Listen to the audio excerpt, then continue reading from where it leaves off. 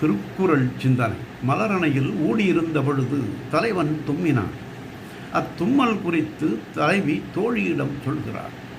ஊடலில் ஒருவரோடு ஒருவர் பேசாமல் மௌனம் காத்தோம். அவ்விருப்பு இருவர்க்கும் இன்னாது ஆதலால் யாரேனும் ஒருவர் முன்னுறப் பேசினால் பின்னுறத் தொடர்ந்து கொள்ளலாம் என்று எதிர்பார்த்து விழைந்திருந்தோம். அந்நிலையில் தலைவனிடம் தும்மல் தோன்றியது. தும்மல் தோன்றியவுடன் தன்னை பேசும்படி அவன் மிகவும் திறமையாக இவ்வாறு செய்தான் என்று இவள் பெருமை பாராட்டி பேசினாள். யான் காதலிடம் ஊடல் கொண்டு யாதும் பேசாதிருந்தேன்.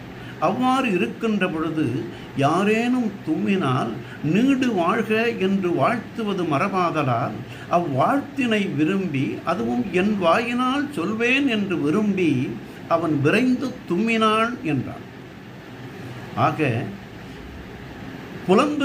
புலந்திருக்கின்ற பொழுது தலைவி வலிந்து பேசும் வகையில் தலைவன் பல செயல்களை செய்வான் என்று தெய்வப் புலவர் புலவின் நுணுக்கம் அதிகாரத்தில் ஊடியிருந்தேமா தும்மினார் யாம் தம்மை நீடு வாழ்க என்பாக்கு அறிந்து என்றார்.